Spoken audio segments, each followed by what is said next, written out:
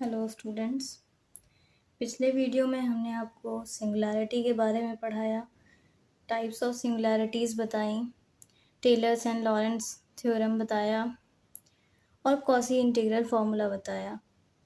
इसके बाद हम नेक्स्ट क्या पढ़ेंगे, रेसिड्यू थ्योरम क्या होता है। The residue theorem states that if a function f of z is analytic inside and on a simple closed contour C, except for a finite number of isolated singularities inside C. Residue theorem ये कहता है कि अगर कोई function f of z कोई function है, वो analytic है। इसका मतलब कि उसका डेरिवेटिव एग्जिस्ट करता हो। ठीक है, अगर कोई function f of z analytic है, कहाँ पे एनालिटिक है? Inside and on a simple closed contour C। उस क्लोज्ड कॉन्टूर C के अंदर, इनसाइड एंड ऑन, और उस पे कोई क्लोज्ड कॉन्टूर है। फंक्शन हमारा कहाँ पे एनालिटिक है? इनसाइड, यानी इस पूरे अंदर एनालिटिक है, और इस क्लोज्ड कॉन्टूर पे एनालिटिक है।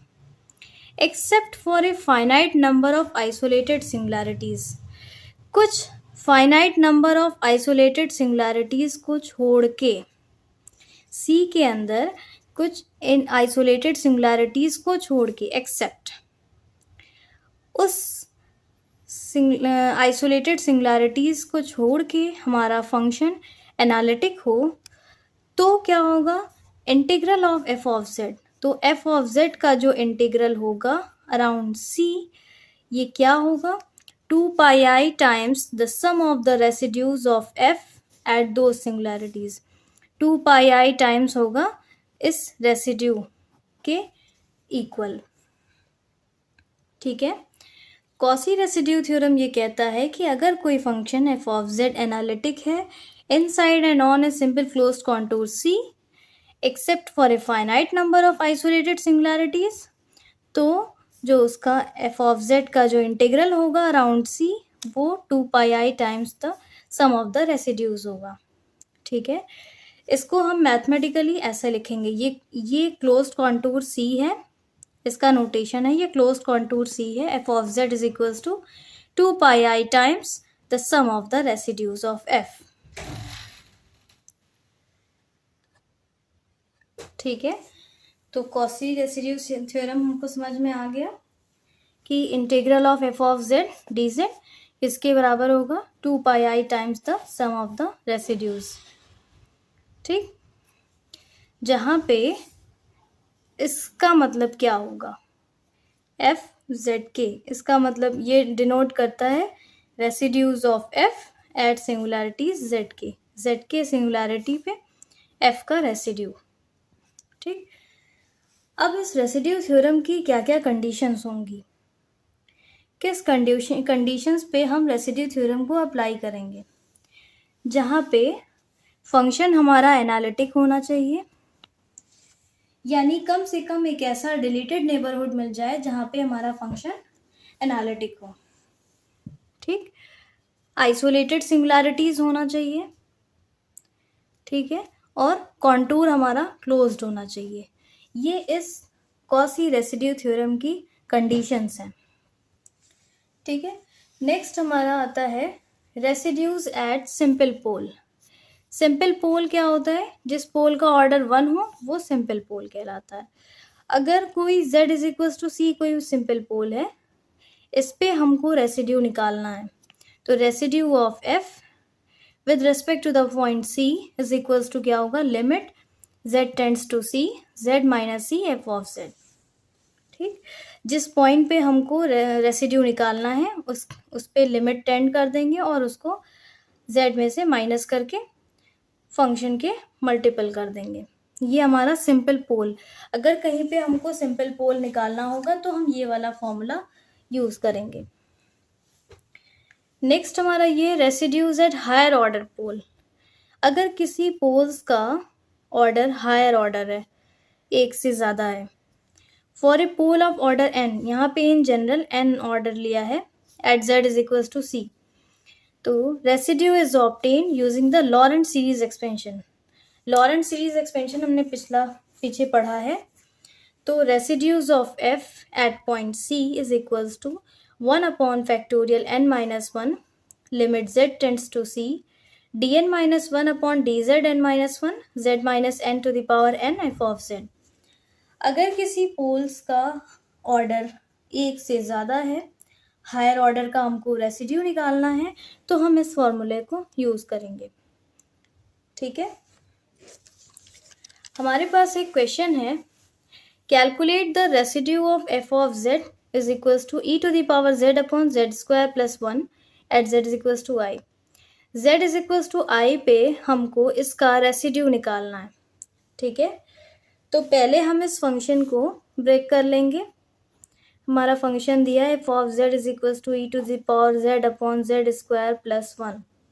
ठीक है, हम इसको क्या लिख सकते हैं, E to the power Z upon Z plus I और जेड माइनस आई। ठीक, अब हम रेसिड्यू निकाल लेंगे। हमको किस पे रेसिड्यू निकालना है, Z is equals to I पे।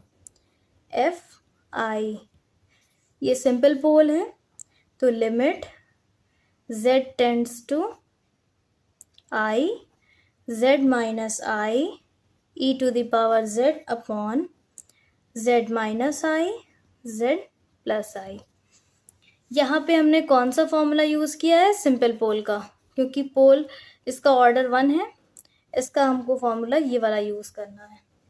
ठीक, इसके बाद हम यहाँ से ये कैंसिल हो जाएगा हमारा, और यहाँ पे ये बचेगा। अगर हम लिमिट रखें इस पे तो e to the power i upon, यहाँ पे लिमिट रखेंगे तो 2i, यानी residue of f at z is equals to I हमारा क्या आएगा, e to the power i upon 2i।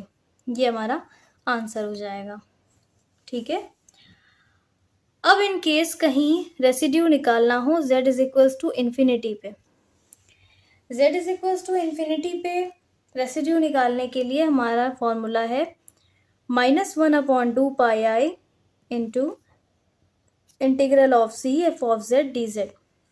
ठीक, यानी minus of sum of the residue at finite value of z. Residue का sum finite value of z पे, उसका हम residue निकाल के उसको हम माइनस से मल्टीप्लाई कर देंगे। ठीक है, अगर हमको residue z is equals to infinite पे निकालना होगा तो हमको ये वाला फॉर्मूला अप्लाई करना पड़ेगा। ठीक है, नेक्स्ट क्वेश्चन हमारे पास है कि हमको रेसिड्यू कैलकुलेट करना है 1 अपॉन जेड स्क्वायर माइनस 1 का होल स्क्वायर को। ठीक है, इसको हम एफ ऑफ जेड ले लेंगे। अब इसको हम ब्रेक कर देंगे। ये ब्रेक होगा किसमें, जेड प्लस 1 का होल स्क्वायर और जेड माइनस 1 का होल स्क्वायर, ये ब्रेक हो गया। अब हम रेसिड्यू हमारा 2 निकलेगा, एक 1 और एक -1, तो रेसिड्यू ऑफ f एट 1 निकालेंगे हम,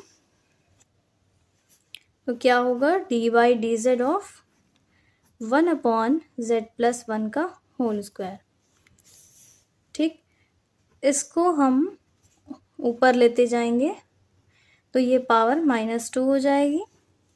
अब इसको हम डिफ्रेंशिएट करेंगे तो ये -2 जेड प्लस 1 की power -3 D by D Z of Z plus 1।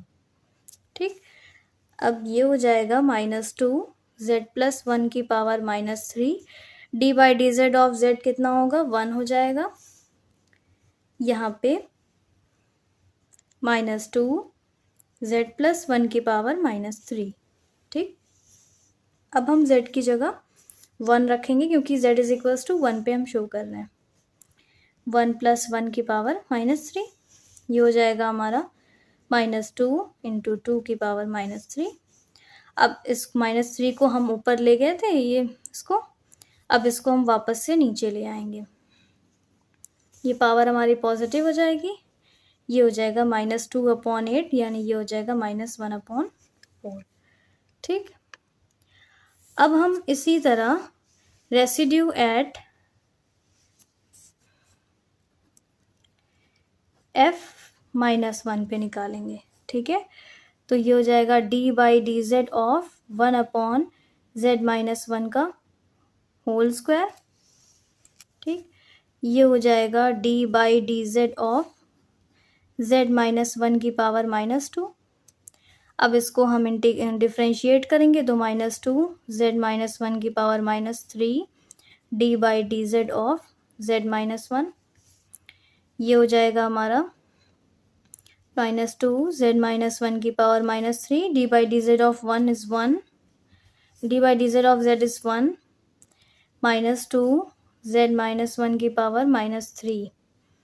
अब इसमें हम z की वैल्यू क्या रखेंगे, -1 पे हम निकाल रहे हैं तो -2 -1 -1 की पावर -3, ये हो जाएगा -2 की पावर -3।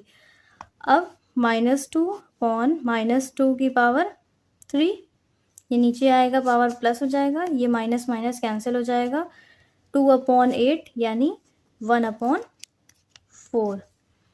तो हमारा रेसिड्यू कैसे निकलेगा, रेसिड्यू एट एफ ऑफ 1 पे रेसिड्यू कितना निकला, -1/4, और -1 पे कितना निकला, 1/4। तो आज के इस वीडियो में हमने क्या पढ़ा, रेसिड्यू अगर सिंपल पोल का रेसिड्यू हो तो हम कैसे निकालेंगे, और हायर ऑर्डर पोल का हो तो हम रेसिड्यू कैसे निकालेंगे। और residue at z is equals to infinity का हमको डायरेक्ट फॉर्मूला पता है, -1/2 pi i into sum of the residues, ठीक है।